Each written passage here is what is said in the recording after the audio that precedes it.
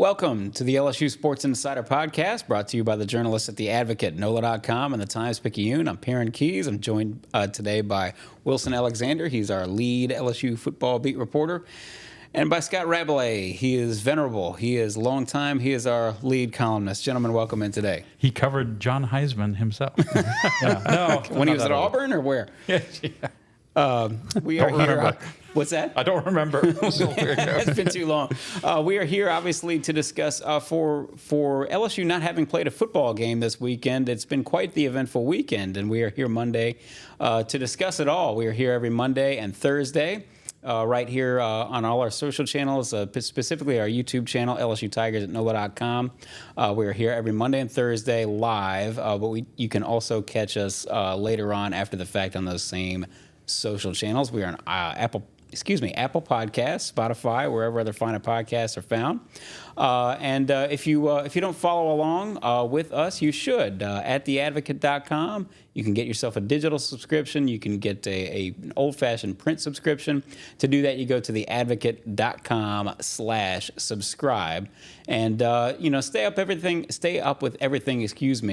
LSU related as we go down the road, not only with a bowl game, with a Heisman Trophy race, with LSU women's basketball, men's basketball, baseball, whatever else that may come down the line. To do that, you sign up for our LSU newsletter. You can get that delivered straight to your inbox every single day. It's a daily newsletter. To do that, you go to theadvocate.com/LSU newsletter. We are brought to you every Monday and Thursday by Champion Wealth Strategies.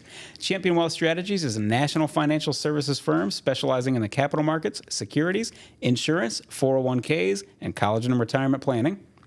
Our broker-dealer is LPL Financial member FINRA SIPC. As you know, investments are not FDIC insured, may lose value, and have no bank guarantee. Contact Champion Wealth Strategies and plan like a champion today. One other thing we ought to mention is obviously it's gift giving season and holiday season, and so with that in mind, you can get a hold of some of our LSU championship posters for the LSU fan in your life. These things are iconic. The front page of the Advocate after a big LSU win, and there have, of course, been many of them over the past 15 to 20 to 30 years. And all those posters are available at store.theadvocate.com. Again, that's store.theadvocate.com.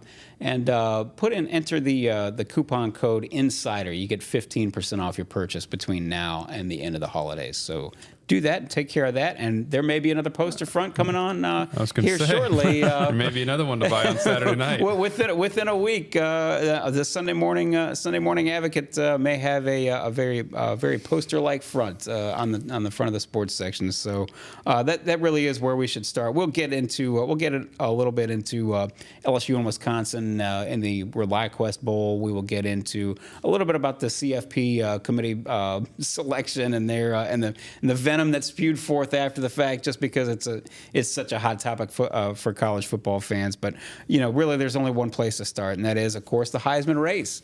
Again, for and LSU, we'll get into the transfer portal. Sorry to interrupt. I'm sorry. And we'll get into the transfer portal. We will absolutely get into the today. transfer portal and everything that LSU may do in between now and spring practice. So, but again, there's really no other place to start other than again, for LSU not having played a football game. There was certainly a lot of news coming forth this weekend, starting on Friday night.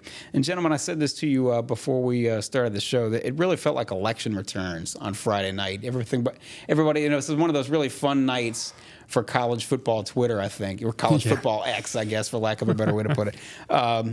Because it was, everybody's watching this thing in live time and commenting, and oh my goodness, Oregon and Washington are about to play this Pac-12 championship game. Let's see what happens. And then the first quarter unfolds, and Bo Nix has done basically almost really nothing to speak of. And so you're starting to think, well, gee whiz, this is only going to help Jayden Daniels' chances if this continues on. And so, you saw what happened. Washington goes on ahead, built a big lead, and then comes back and takes care of business against Oregon in one of the best games of the college football season, in my opinion. So that's where I'll open it up. Wilson, I'll ask you first. Just sort of where were you on that Friday night, and what was it like just sort of watching that whole thing unfold? Yeah, I was at home. Me and Elise, we got sushi and watched the game. And It was fascinating, like you said, in the first half. Jayden Daniels, like watching the odds in particular, was kind of like the thing that was most similar to election returns, because all of a sudden Jayden starts just creeping back up. It was close already. I mean, Jayden was at like minus 120, 140, something like that, and no, Nix was minus, Jayden was plus like 120, 140, whatever. Anyway, so Jayden starts like overtaking him in the first half, and then as soon as Washington ices the game, he just shoots forward and just this massive surge. All of a sudden he's like minus 800 and then minus 1400, and Bo's falling way behind, and it was like he suddenly, like you said, got like all these returns, all these votes were all of a sudden like Jayden Daniels kind of thing. And it's and rightfully so. Bo Nix didn't have a great game. He had an okay game. But statistically, the line looks good. I mean, he threw for 308 yards, 308 total yards, threw 3 touchdowns, had 1 interception. But because so much of his case against Jayden Daniels was built on Oregon having 1 loss and maybe going into the college football playoff, when that went away, Jayden just surged. And Michael Penix now, maybe he finishes second, maybe Bo finishes second, but I have a very hard time seeing Jayden Daniels not lift that Heisman Trophy on Saturday, because he's done everything you need to do statistically. And the guy who was right there neck and neck with him as a front runner coming into the weekend didn't do what he needed to in order to win the game. I mentioned, Bo Nix's stat line, and Jayden Daniels had 2 games this year where he had less than 350 total yards. It was against Grambling and it was against Army, and he did not play in the second half of either game. Correct. And so Jayden statistically is just head and shoulders above everybody else, and it feels like that's going to allow him to win the Heisman Trophy. Rab, where were you on Friday, and what give us your take on just how everything unfolded and what your reaction to it?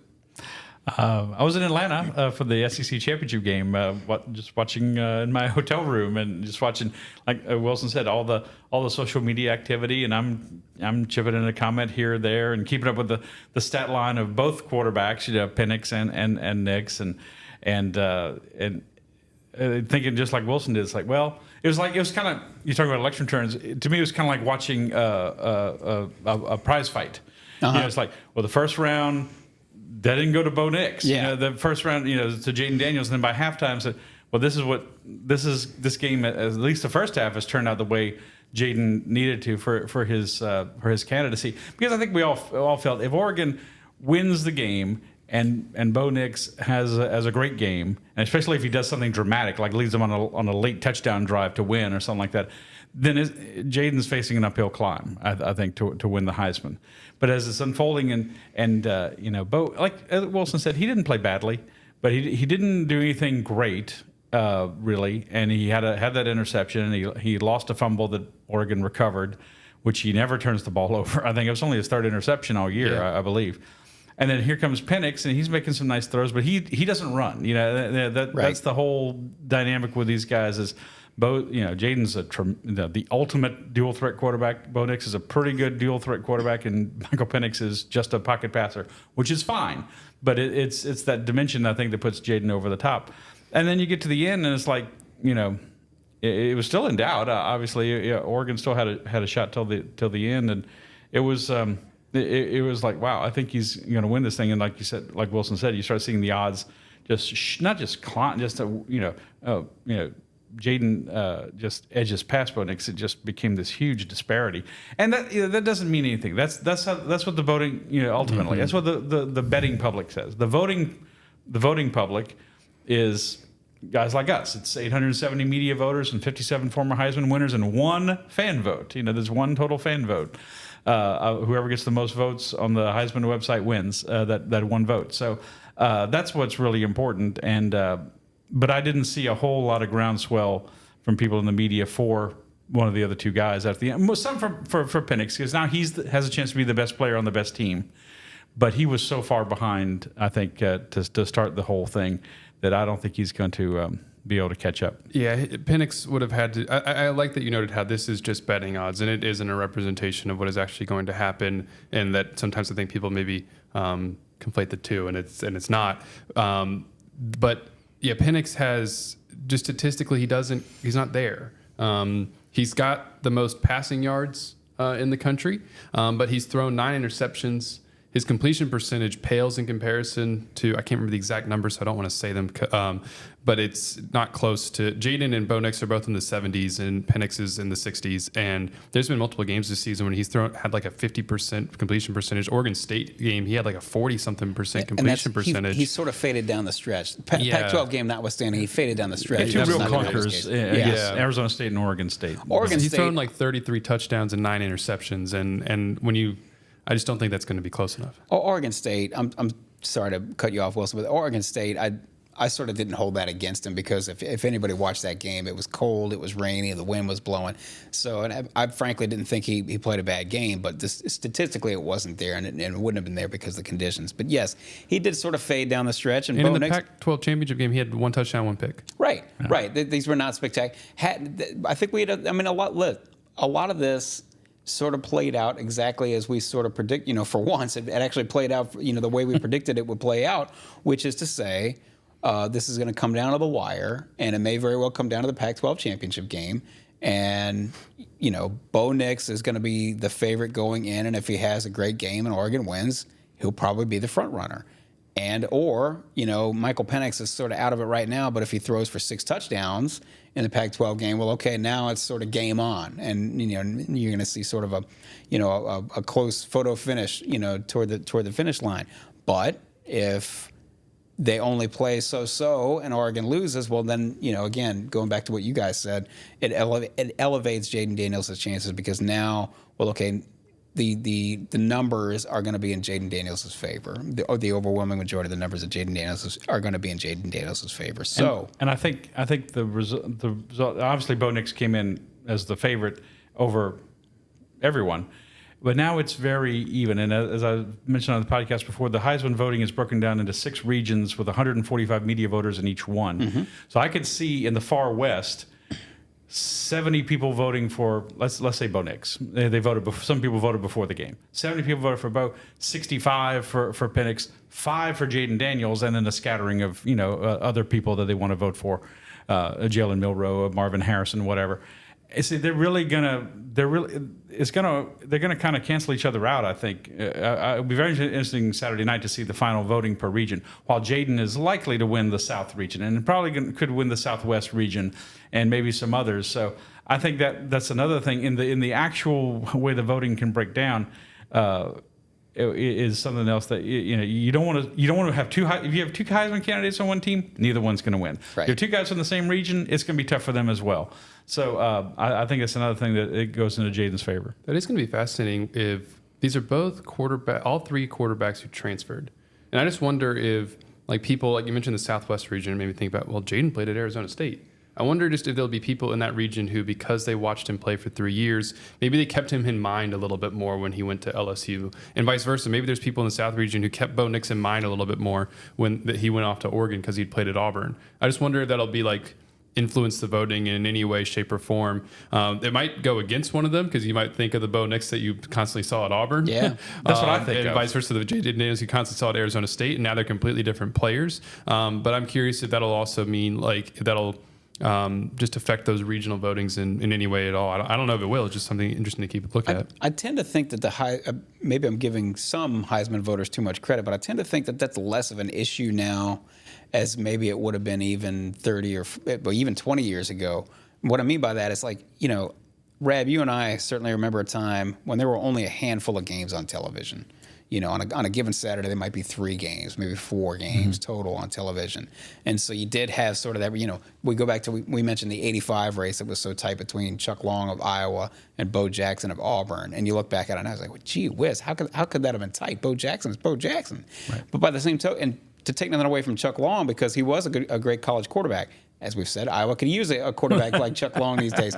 But the matter of fact was that in all likelihood, if you lived in the Midwest or if you covered a team in the Midwest and you had a Heisman vote, you were less likely to have seen a whole lot of Bo Jackson. Or if you lived on the West Coast, you were less likely to have seen either of these guys play in person. So you're sort of, you're left to your own devices. Right. Well, I don't know that that's.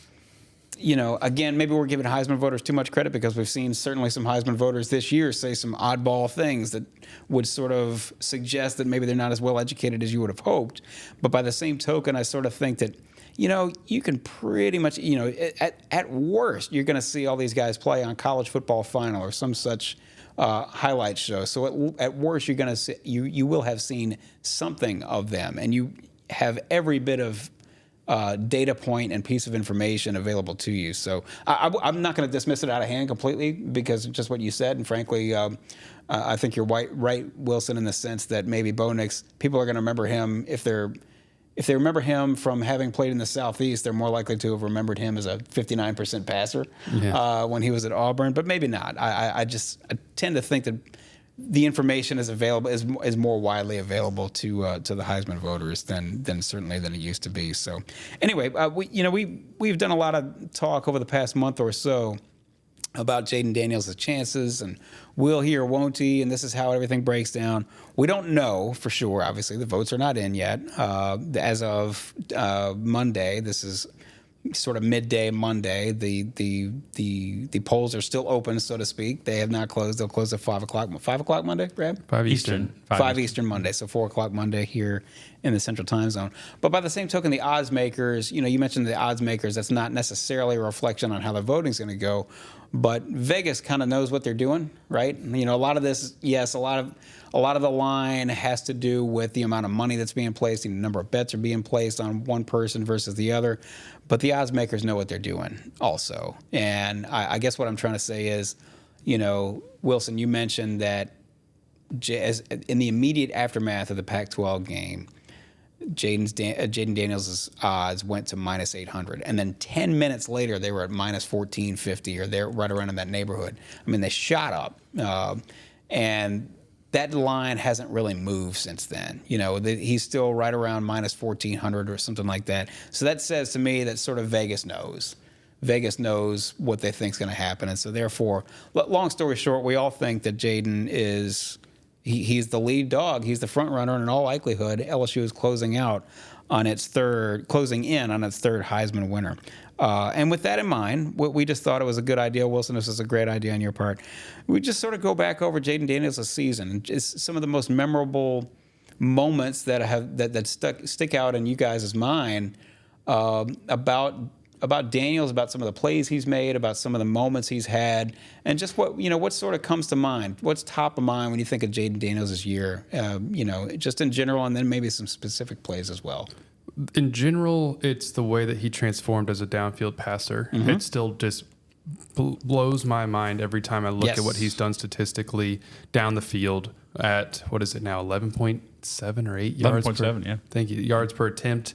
Again, I've said this multiple times on the podcast, but last year was a 7.5 yards per attempt, was a career low. The way that he was able to increase that by 4 yards. That's incredible. That is really hard to do. Yeah. And it leads the country by, it's incredible what he has done in that regard, throwing the ball downfield, but not just throwing the ball downfield, doing it with touch, anticipation, accuracy, and those are the things that have made him now a potential first-round draft pick, which we'll get into in the months ahead. But he is really going up draft boards. That was something that when Jayden Daniels came back last season, he, in discussions with his family, the draft feedback that he got was late second day, and maybe those things changed, and the word that kept coming back was hesitant. Mm-hmm. That was too hesitant, and Jayden believed in himself that, no, I'm not hesitant, and I am a first-round draft pick.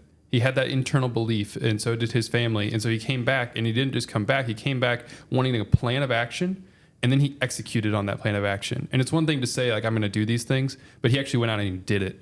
And that is incredible, and because it's rare, honestly. And so for him to have, executed on that level and to have be the downfield passer that he is going to probably be in the conversation as a first rounder, and we'll see kind of what happens. I mean, there's so much time between now and the draft, and that's not really relevant to the season, but it goes to show just what he was able to improve on so much. And that's in generalities. In specifics, the specific plays that kind of jump out to me, there was the 2 runs against Florida, mm-hmm. the 85-yarder down the sideline, and then the 51-yarder that I thought was even more impressive because it showed off his vision, his speed, his acceleration, and his ability to cut and move. Yes, yeah. Thank you. And then another one is just a moment was in the Missouri game. which a better and better win over the course of the season. It wasn't really looked at it at the time because that was an 11 a.m. kickoff. I don't even know if it was on We didn't know enough about Missouri, I think. Yeah. Certainly the body of work is not nearly as impressive at that point as it was by the end of the season. I don't know how many people were watching that game, but like you said, I mean, they're now 10-2 going to New Year's Six Bowl to play Ohio State, and LSU goes on the road and beats them, and it's largely because Jayden Daniels gets knocked out of the game. He's got a rib injury. He's trying to throw on the sideline, wincing every single time that he's throwing, and then he comes in there and he leads a comeback. And not just does that, but he has that brilliant run into the end zone. He makes some good throws there late in the game while his ribs are in pain. And it wasn't just at his ribs that day. I asked him afterward because I noticed like he had a patch on he'd gotten a gash on his like right forearm that he didn't even really know where it came from. His left hand was swollen. Yep. And I was like, what happened there? He goes, I have no idea. But it just started swelling. And then he's got like scrapes on his neck. He's got others on his face. Like he was beaten up, and he led LSU to a win over what is currently a top 10 team. Rab? Yeah, that was like I'm gonna go back to Joe Burrow in the Fiesta Bowl at the end of the 2018 season when he gets blindsided by that guy on the pick six, and he comes back and throws a touchdown pass on the next play. And Jamar Chase after the game said, "Joe Burrow is tough as hell," and no one said that, but they all feel that on this team. Jayden Daniels is one tough customer. Doesn't look like it. Looks very thin. And we all thought, God, this guy's going to get broken in half in the SEC when he first came here. And he's tough. He's resilient. That was a very Heisman moment that he comes back. They don't beat Missouri if he doesn't to come back in the game. They win a couple of other games too. They're probably a 6-16 without Jayden. Period. And then the other sequence I think of is in the Florida game. He throws a 41-yard pass on the Florida sideline to Brian Thomas. Just drops it in there, fairly well covered, and just drops it in right over the defender. And then the next play, he takes off for 38 yards. And I thought right then, I probably said it to Wilson, who sits next to me in the press box in Tiger Stadium, said, no one else in the country can do that on back-to-back plays like that. No one else. And I think if I didn't think I was going to vote for him for the Heisman, I think a lot of people that obviously that game they went wow, and just his improvement, his dedication, the Brian Kelly saying, I come to the building, he's already in the building, looking at film, and his willingness to make himself better, and that's not something everyone has innately in them. And I think Trevor Maddich from ESPN had an analysis of him that I thought was also very telling. This was a few weeks back. He said, when quarterbacks run like he does, they're not usually very good deep ball passers. Right. And when you have quarterbacks who are deep ball passers, they can't run very well. He can do both exceptionally well. It's a very rare gift, and that's what makes him the best player in the country. There's no one that quite. And Bo Nix has been very good. He's really improved himself too, and Michael Penix is very good, and some other players that you can mention, but no one has elevated themselves with that combination. He's always been able to run, but I think even his running has gotten a little better. He's certainly more judicious about it. He's certainly more willing to go through his progressions than he was the quarterback we saw the first game against Florida State in 2022 in the Superdome, when he's just like, first guy's not open, I'm taking off running. And now he won't do that, but he could still kill you with the run. And that's what's made this the number one offense in the country. And I think it's going to be very interesting to see, assuming he wins the Heisman, where his place will be in LSU football history. I think that may be a topic here on this fine podcast within the next week or two. I'm curious to see that. We'll save that for another episode. But another like sequence that comes to mind, because we're talking about games and people might try to discount it. Oh, well, you played Florida there, 5-17, or oh, he played. We're talking about Missouri, and people just don't maybe credit Missouri very much. But everyone kind of wanted to see a Heisman moment from Jayden in the Alabama game. He was deprived of it by no fault of his own with the concussion and like not being able to play in the fourth quarter of what at the moment was like a one-score game and maybe lead LSU back in that on the road against Alabama. That probably more than anything would have secured it before all of this happened anyway. But in that game, again, this is almost buried in a game like this. But the end of the first half, when LSU had to have it. Needed a score there at the end of the half, and he led a drive in like a minute where he scrambled a couple times. Yeah. Alabama was just like flailing, trying to figure out what to do to defend him, because it had coverage downfield. It would try to hold him into the pocket. He'd break, contain, and just run, like we said. And the way Jayden runs is like nobody else in college football this year, and probably we really haven't seen it since Lamar. Right. And he has a couple of runs to get LSU into scoring, kind of a scoring position. You know, not I don't remember if it was exactly in the red zone. You know, he ran into the red zone, and then Anderson got called for a penalty, and LSU got pushed back. So he'd already had these two fantastic runs, and then he throws an absolute dart to Kyron Lacy over the middle of the field. Very little time left in the half, and so it was kind of a risky decision because of the amount of time that was left on the clock. He puts it right on Kyron's left shoulder, where only he can catch it because he had a defender on the right side. And then that gives Kyron, who's pretty good at this, the ability to turn up field right after the catch, shake a tackle, and score, and it put LSU right back in the game going into halftime. That sequence was phenomenal. And that was a breathtaking drive. And that was a hell of an effort by Lacy, too, to help him out, to reward his to get in the great end zone. pass to get in the end zone with time running down. Not out, but certainly time running down. I was going to give you 3 plays. There was the first one, just in terms of sort of what encapsulated, in my mind, all of his great skills. This was, quote unquote, only against Army. But I believe it was in the first quarter. He's getting flushed out of the pocket. He has to sort of scramble right. He shifts right. And while he's on the run, he throws deep and he sort of leads Brian Thomas down the right sideline and hits Brian Thomas, you know, again, only where Brian Thomas can get it, outstretched hands, hits him in stride on the run for, I don't remember how long, something like a 62-yard pass. It might have been longer than that. Yeah, it might have been longer than that. But that was, to me, okay, he's not just a sprinter who happens to be playing quarterback. He's a guy who's sort of using his brain, using his legs for sure, but using his brain too to move around, buy himself some time, and then put it on the money. On that throw, he just like flicked it. Yeah. It looked like a flip. The other one, speaking about we mentioned this over and over and over, the big difference between him his previous 4 years at Arizona State and the last year at LSU to now is his downfield passing and his downfield accuracy. Yes, LSU lost at Ole Miss, but there was a touchdown. There were plenty of plays in that game. You know, look, they scored 49 points. He did more than his share in terms of LSU's giving LSU a chance to win that game. But the one pass that stands out in my mind is actually LSU's final touchdown. It put them up, I think, 49-40 at the time. I may be getting that wrong. I might be getting the score wrong. But one way or the other, was a 34-yard touchdown pass to Brian Thomas. And it was a fade down the left sideline, basically right at the flag, at the front, at the goal line. And he dropped that thing down the chimney, as they say. He could not have handed that ball off any better because there was a defender draped all over Brian Thomas. And to me, that was a dynamite precision throw and a fairly deep throw. And that said everything about his downfield accuracy and being able to put it on the money as he needed to.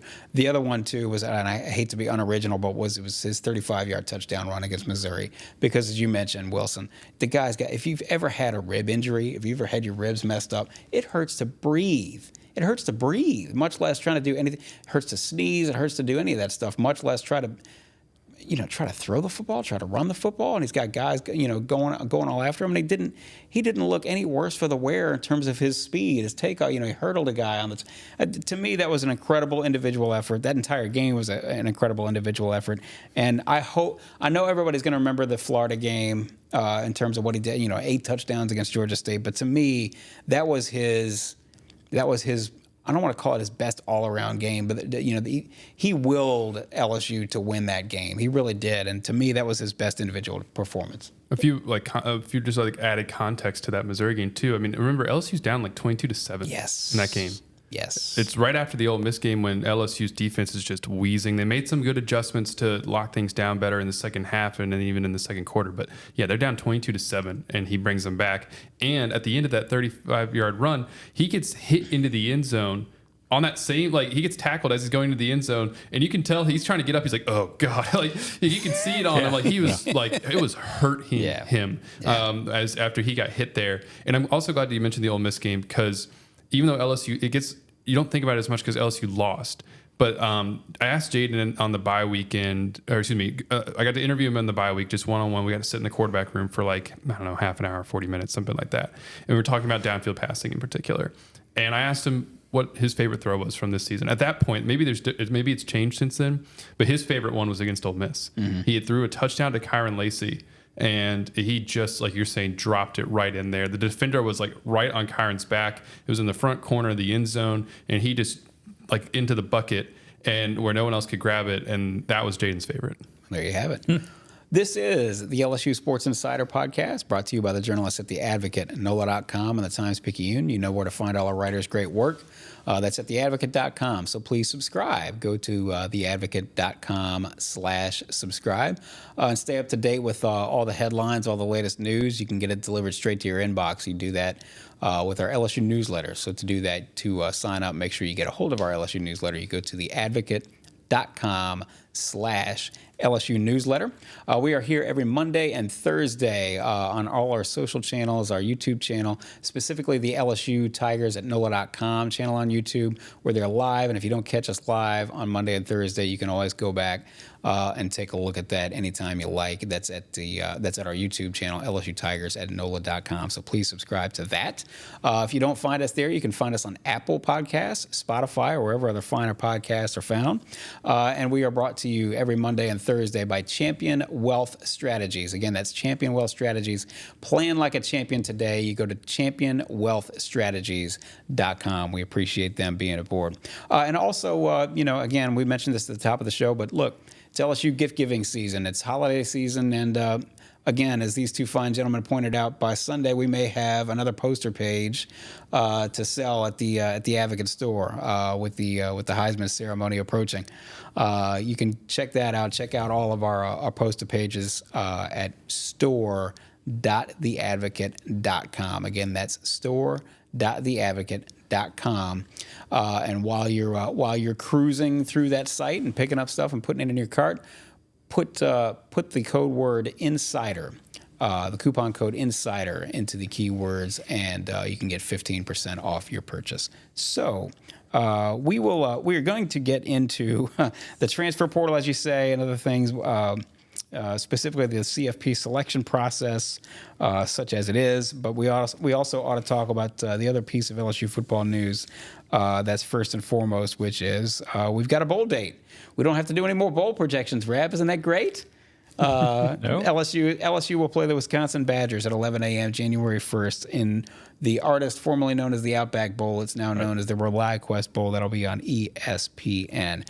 Badgers are 7-5 overall. They're in their first year under Luke Fickell, who was hired away from Cincinnati. They went outside the family for the first time in a long time to make that hire. And Luke Fickell, he decided to not do what the Badgers have done for basically the past 35 years, which is we're going to go I formation. We're going to run, and we're going to play disciplined defense, and that's how we're going to win. That's how we're going to overcome some of the maybe the shortcomings we're going to have in terms of recruiting base and recruiting.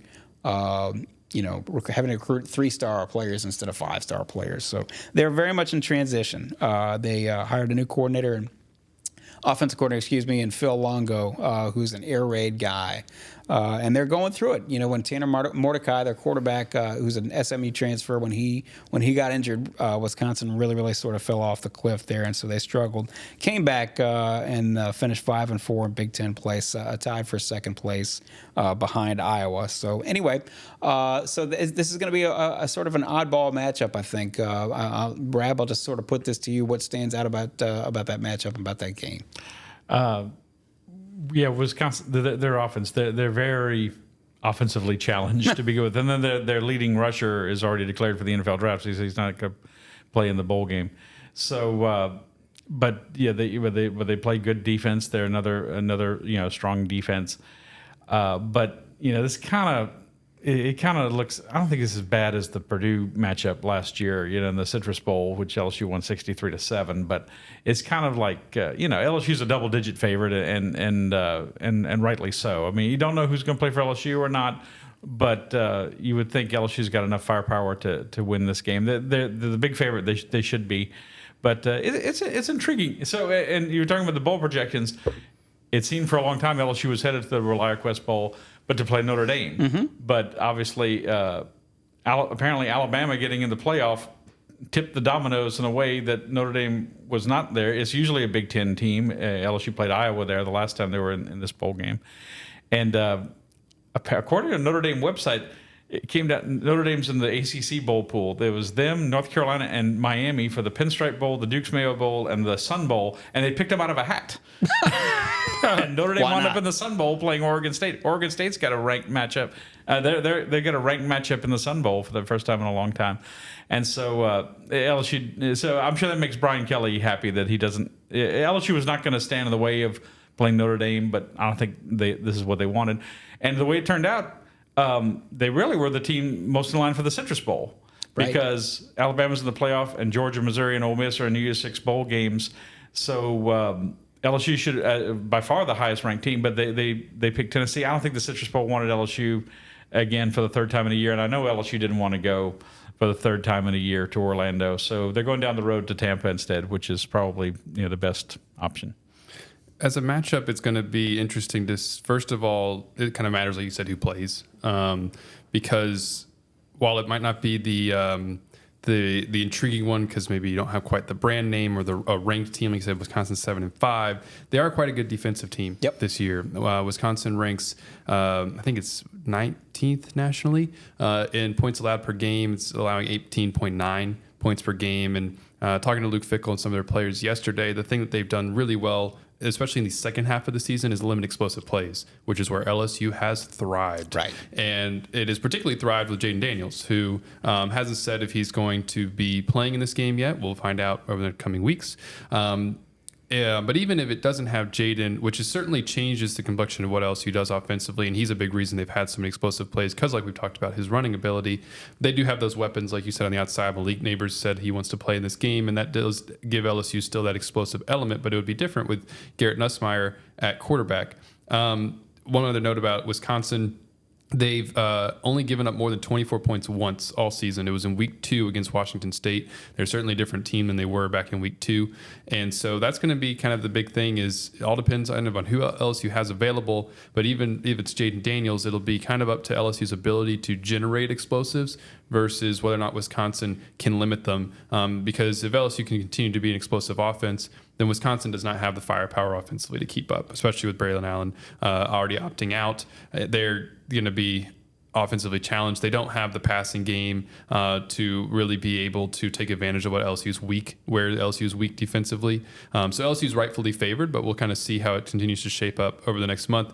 If Jayden Daniels does play, a little bit of fun narrative symmetry here. Jayden finished his Arizona State career against Wisconsin in the Las Vegas Bowl, and some of those Wisconsin players remembered facing him in that game. Jayden didn't not have a great game in that there, but he's certainly a much different quarterback than he is now. And if he decides to play, he would then end his LSU and his college career also against Wisconsin. So we've brought this up several times previously as the Heisman race was sort of winding, as the season was winding down. And we know in this day and age there are so many players who decide to opt out of the bowl game to get ready for their pro career. Let's just I want to put this to you, Wilson, because I think we probably have differing opinions, but I'll let you go wherever you want to go with this. Let's say that we, as expected, Jayden Daniels winds up bringing home the Heisman Trophy. If he does, do you think he plays in the bowl game down in Tampa? I don't know. I mean, this is all speculation and such. I still just don't see what he has to gain from playing in this game. Maybe if he were to play, LSU would kind of do like what we saw in the Citrus Bowl last year, like rotate a little bit, because there's just no sense in exposing him to risk of injury. Right. And so Rab mentioned, like, I think it was last week, like, maybe that would do more to get him to play because it's hard to see a Heisman winner sitting out. But I just think for his long-term future, it's really not an advantage for him to play in this game. You actually kind of surprised me because I think you and I actually agree that I would not hold it against him. I'll put it to you like that. With so much money on the line and so much tied to his future, do you want to? I mean, look, God bless him. We'll get to Florida State later, but poor Jordan Travis. That's proof positive as to why maybe you want to think twice about doing this. It's a violent game, and nothing's changed about that. So no, I frankly would be. He may surprise us all and decide, no, I want to go out on top. I want to, give LSU fans one lasting memory. I love my teammates and so on and so forth. He loves his teammates no matter what. But I would say I would be surprised if he plays in that bowl game, particularly if he does win the Heisman. Reb? I like I said, I think I have nothing to base it on other than an opinion that you just want to see him one more time, and you feel like he kind of, as the Heisman winner, if they voted for you, you kind of owe it to everybody to play one more time. I think he plays, but maybe like Wilson said, maybe he and Garrett Nussmeier alternate a lot during the game or something like that. Maybe like Malik Neighbors playing. Once he gets the record, he came up 22 yards short against Texas A&M with the LSU career yardage record. He might take a curtain call, and sure. that might be it. So, and if he does, all the power to him. And that's fine. So, but I hope. I know my feelings are clouded by the fact that I hope to see him play one more time for LSU. So I hope that he plays, and I think if he wins the Heisman, I just feel like it makes it more likely that he will. But again, it's a very individual. It's a very tough sport, and you have to look out for yourself. No one else does, and I understand that because it's a very, very, very finite time to be, especially for him who has come so far from, like you said, being kind of this is just to give me a guy who's going to be a perennial backup in the NFL to someone who's like, this guy is going to have a lot of franchises thinking very long and hard about, can we build a team around him? Mm-hmm. So it's a big decision for him, but I hope he plays. I hope he does. While all this is going on, again, changes are afoot, with LSU football, with programs all across the nation.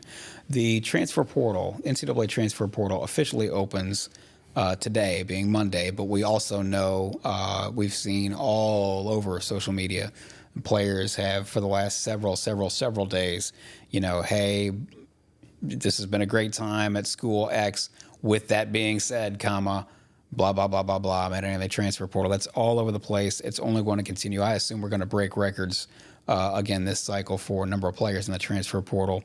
And with that in mind, of course, LSU really needs to do some shopping. We've said over and over again that, yes, their foundation needs to be high school recruiting and retaining the players on your roster. But they're going to have some needs. They're going to have some glaring needs. And again, we already know several sort of big names that are going to be available out there, out on the open, on the free agent market, so to speak. Wilson, I would just sort of put this to you. Is there any place, any sort of names, any players in particular, positions in particular that stand out to you as potential LSU targets so far? I'll start with this just real quick because I went about it in such a roundabout way last week. But I think if I were to have a wish list, I guess, of what LSU needs to target in the transfer portal, it would be defensive line, defensive backs, whether it's safeties, corners, or both, and a veteran wide receiver. And that would probably be where I would start. They may also need to look at specialists, by the way. I mean, just in terms of is Peyton Todd going to be the long-term punter? Jay Bramblett's done after this year. So that would be something else to maybe keep an eye on. But anyway, so I would start with that. We know at this point, LSU, as we're recording now, the transfer portal, like we said, opened today. They've had 3 guys who have entered. It is LaTerrence Welch, cornerback, Armani Goodwin, a running back, and Bryce Langston, defensive lineman, all guys who are further down on the depth chart, which is kind of what you generally expect to see if you were trying to go get more playing time, especially in the second half of your career. Then guys tend to transfer, and that's usually who's left LSU over the last couple seasons. When it comes to who LSU is going to be targeting, we know this already. They are interested in a veteran receiver. And let me get his name up here real quick properly. They have already extended one offer to a North Texas wide receiver. He started his career at Missouri. And let me try to pull up his name. I'm going to vamp for a second in order to while you're doing that, get back to it. While you're doing that, let me say, in addition to the positions he's talking about, I very strongly think they need to go look for a quarterback. Because I don't think you just leave this all in the Garrett Nussmeier's hands. You just opened up a 20-minute Pandora's box that's here. Fine, but I think you have to, it's Garrett Nussmeier and Ricky Collins and some kid who's like underage, right? The quarterback is going to be on the roster. Colin Hurley, yes. Yeah. He reclassified, so he's very, very young for his class, yes. Right. I think you've got to go out and find someone who could at least push Garrett Nussmeier. If not, say, you can be the starter, but at least someone who can push him and be a real solid backup. It would be unprecedented. It would not be unprecedented because didn't we all think that Miles Brennan was just the heir apparent and had been waiting his turn and had sort of earned that right in limited availability or limited playing time. It seemed like he was going to be the guy, and Jayden Daniels certainly came in and asserted his will and won that job outright. Clearly, Brian Kelly did, and Mike Denbrock and Joe Sloan, they did a very good job of convincing Garrett Nussmeier. I said, when Jayden leaves, this is likely your job, because he could have left last year. Yes. He could have been in the transfer portal, and no one would have blamed him, really. He had suitors. Yeah, and so and he said he thought about it. Remember, we talked to him earlier this year, and he said he gave it a lot of thought. So I don't think they said 100% you're our guy no matter what. I wouldn't think any coach would ever say that, but it was certainly encouraged that you will have the best shot at being the next guy.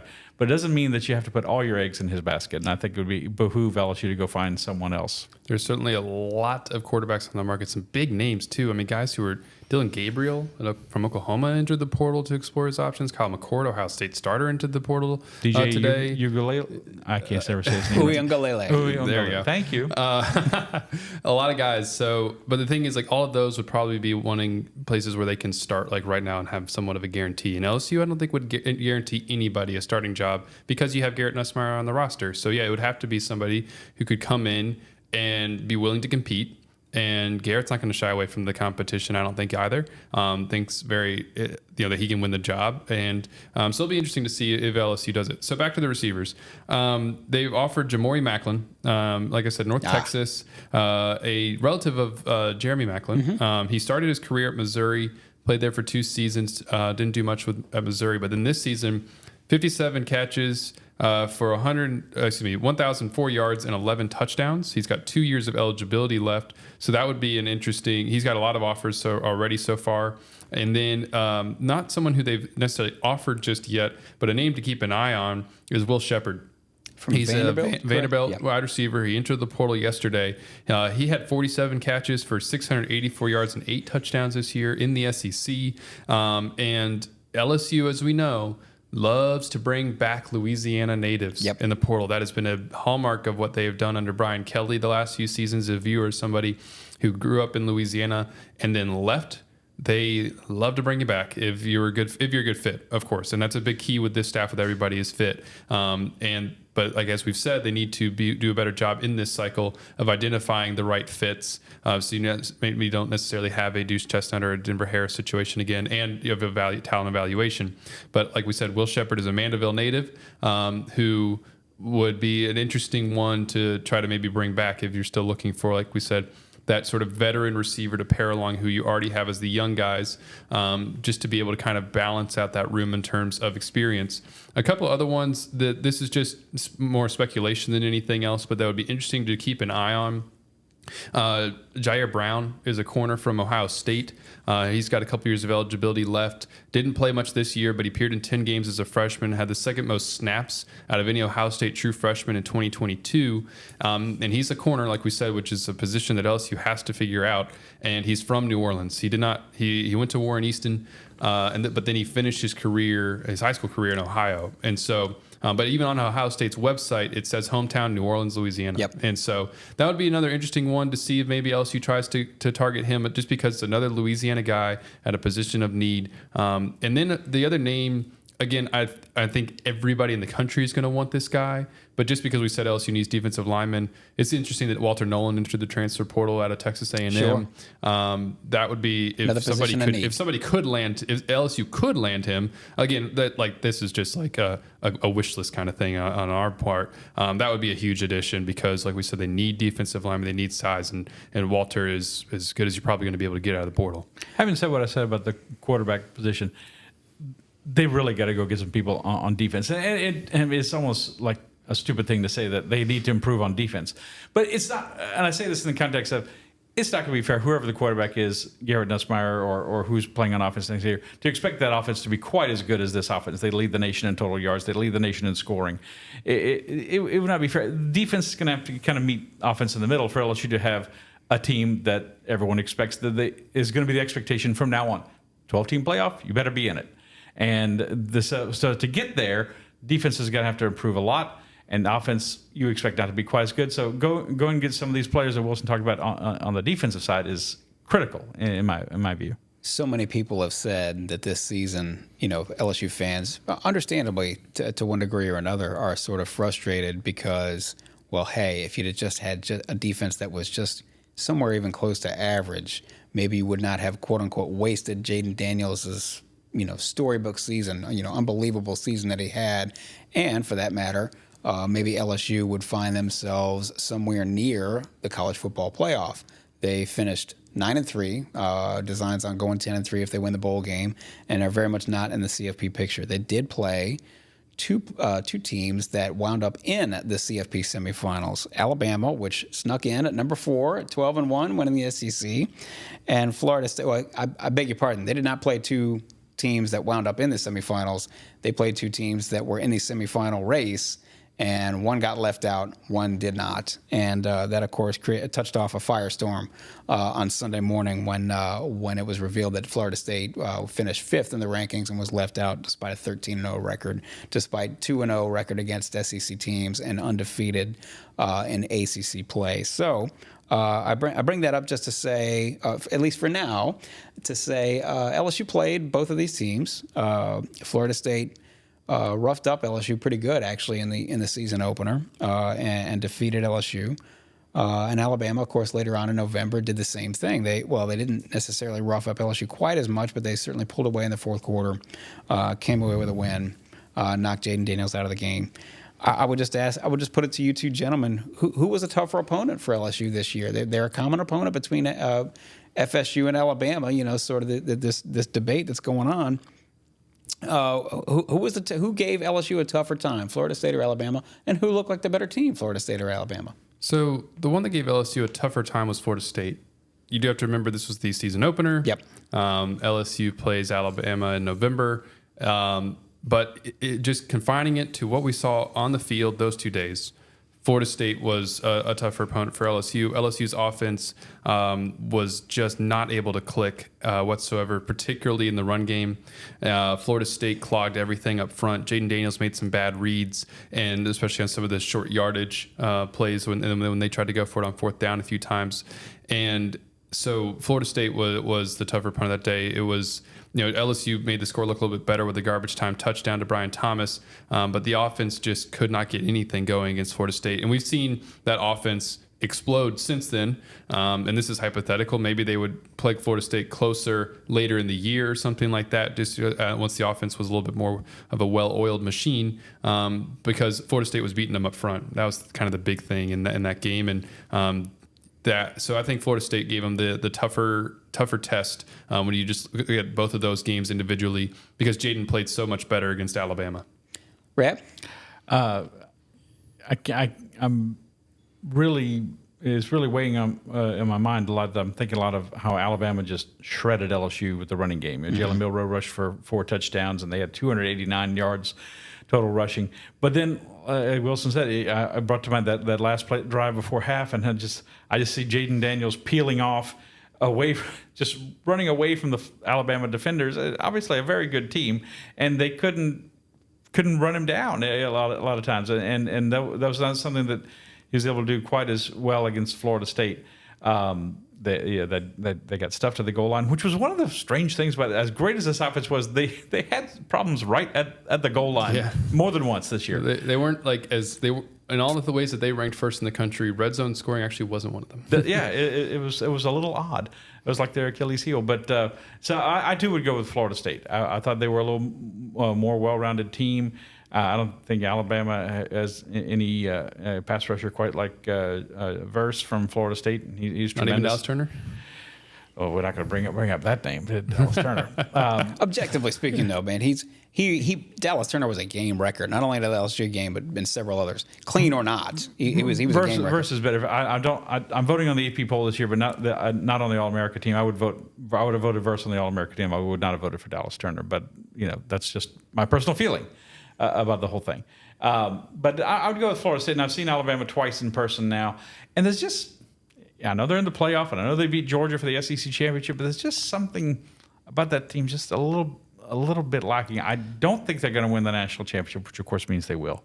But it's just I don't know. I thought Florida State was a little bit more, with Jordan Travis certainly, and you have to qualify that because that's when we saw them in person. I thought they were the more complete team.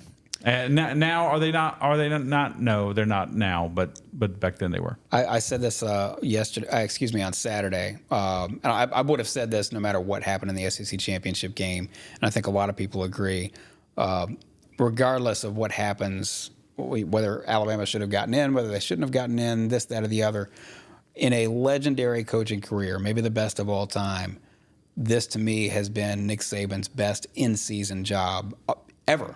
In terms of getting, what you saw. I don't know if you guys saw this game start to finish, but I did. The Alabama at South Florida game when they could barely get a first down. They couldn't move the ball at all. For them to have come from where they were then to where they are now, to me, that's Nick Saban's best in-season coaching job in a career full of them. Anything you guys? Yes, no. I couldn't disagree with that. You know, he's pushed all the right buttons instead of being like the fire and brimstone Nick Saban. We've seen the more nurturing. It's going to be okay, Nick Saban this year. Unsettling. Joke a minute, Nick Saban. I have a friend who's an Alabama fan, and he has a T-shirt that says "Make Saban Mean Again." Well, it might get him another national title. And wouldn't people, not just LSU fans, but fans all around the SEC, wouldn't people love to say, if they told you right now, okay, you may think they deserve to be in the playoff, you may not. They win one more last title, and Nick rides off into the sunset. Would you be okay with that? I think a lot of people would say yes. Give Nick one more title and send him on his way. But no, he's done a tremendous job. And I think, if I may go back, that's part of the thing that irks LSU fans so much, is that he was the coach here, and certainly he got this whole thing rolling. This 20 plus years.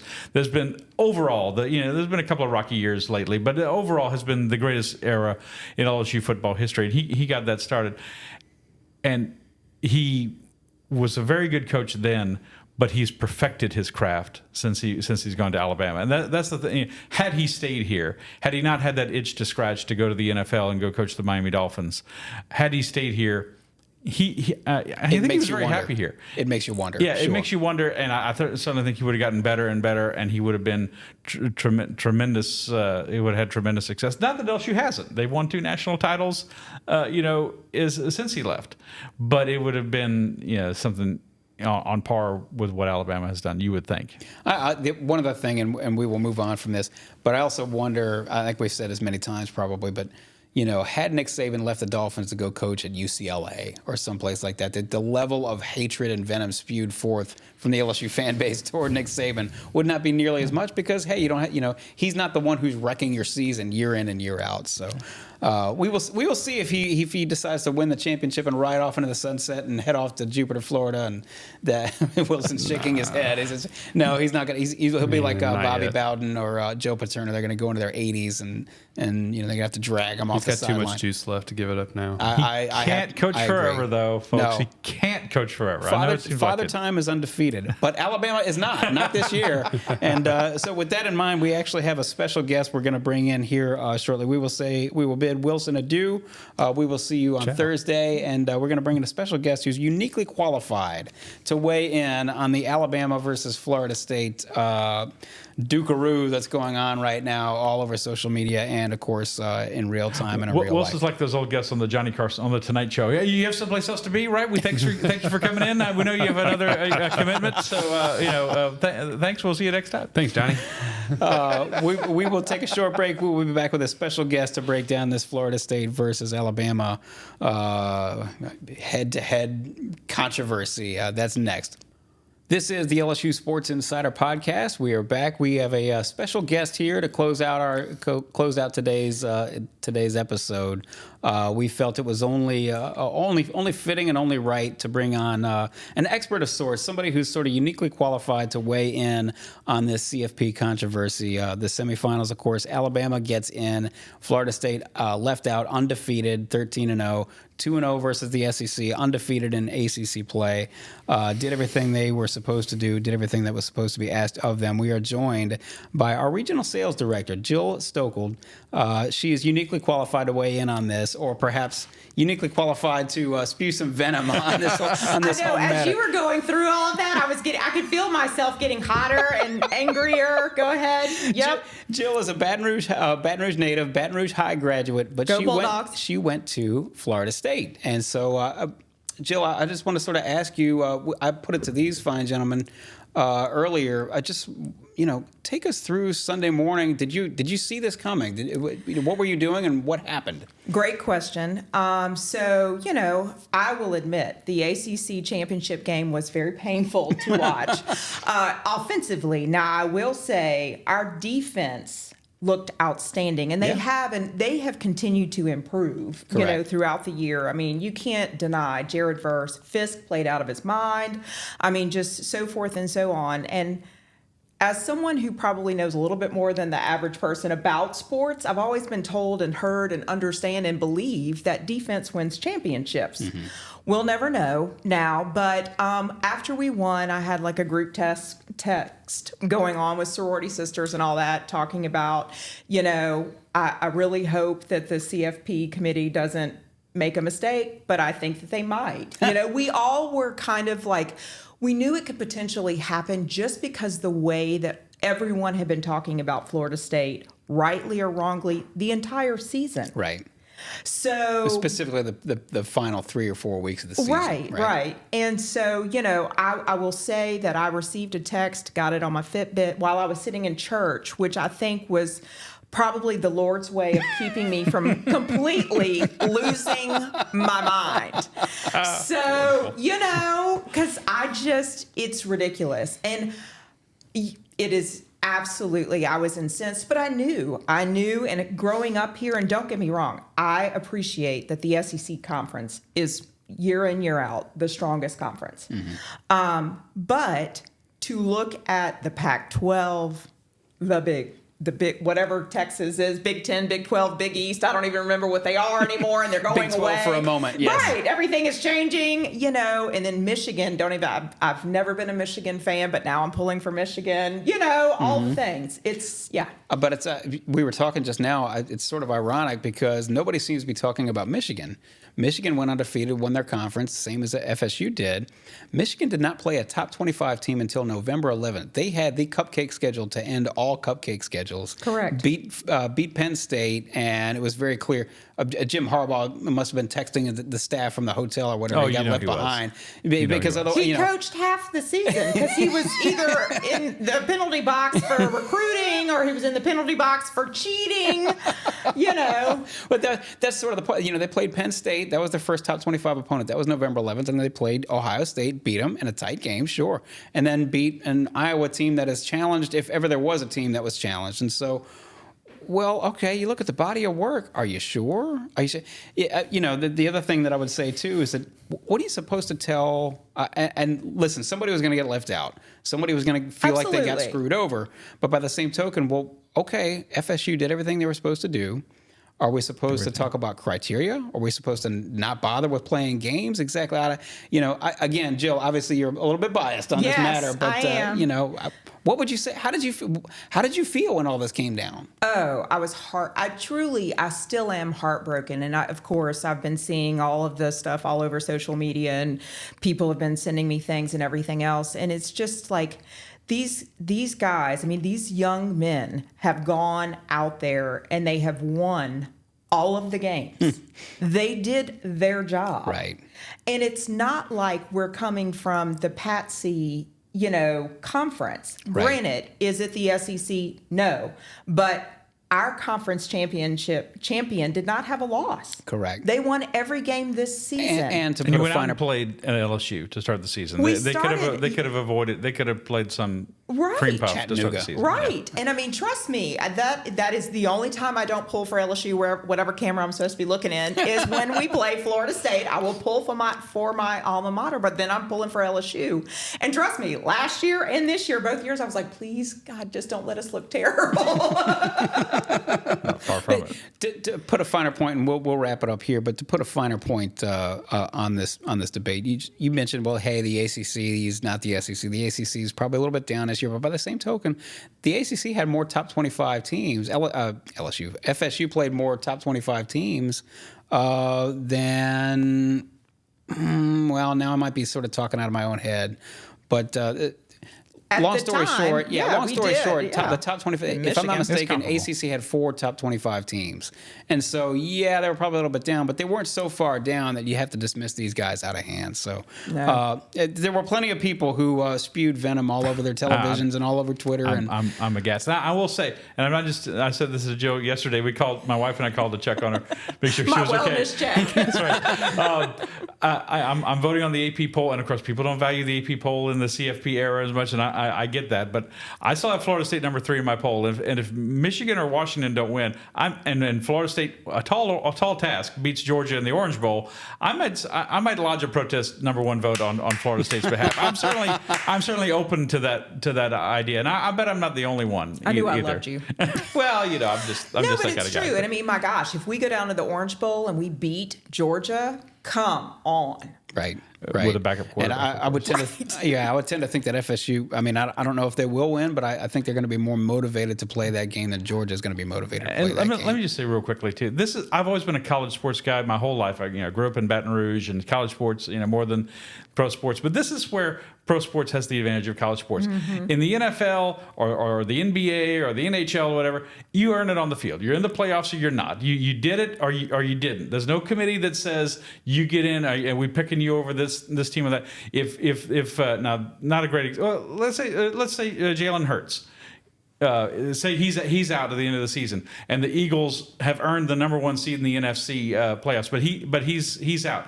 The NFL is not going to take the number 1 seed away from the Eagles. They earned it on the field during the regular season, and that's what happens. And you see these committees all the time. Was it Kenyon Martin at Cincinnati in the NCAA tournament? Yep. He shredded his knee. They lost the number 1 seed, and they weren't the same team, but they earned it during the season. And I just think this really sets a very bad precedent. Absolutely. The eye test. What in the world is that? But this is committees made of people who are smarter, who are not as smart as they think they are. Let's just say that in a general blanket statement. I know that we're going to sort of venture into X-Files territory, conspiracy theory territory here before long, but I've always sort of maintained that the committee, for whatever reason, whatever their motivations, they pick who they want to pick and sort of reverse engineer the criteria to fit their arguments. So, listen, this is why college football is simultaneously the best and worst sport of all time. Right. I've lost at least 10 years off my life. I think we probably all have. We will wrap it up here. We appreciate you guys taking out a few minutes and sort of going a little bit down a rabbit hole. But I think it's college football. It's pertinent. Certainly, all of college football Twitter and all of college football fandom had an opinion to give and 2 cents to give on this whole matter. So, but we will leave it there. We will continue with our LSU podcast. It'll be 99.5% LSU podcast as it typically is. But we had to address this. We appreciate you guys hanging out. This has been the LSU Sports Insider. Again, subscribe to The Advocate. You go to theadvocate.com/subscribe. You get a hold of our LSU newsletter. There will not be any Florida State talk in the LSU newsletter. To do that, you go to theadvocate.com/LSU newsletter. We are here on Apple Podcasts, Spotify, wherever the finer podcasts are found.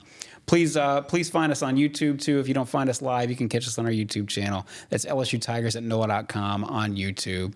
And today and every day, we are brought to you by Champion Wealth Strategies. We appreciate them being aboard. Champion Wealth Strategies. Plan like a champion today at championwealthstrategies.com. For the departed Wilson Alexander, for Scott Rabalais, for Jill Stokeld, and for Amelia Cotton behind the glass, we appreciate you. This has been the LSU Sports Insider.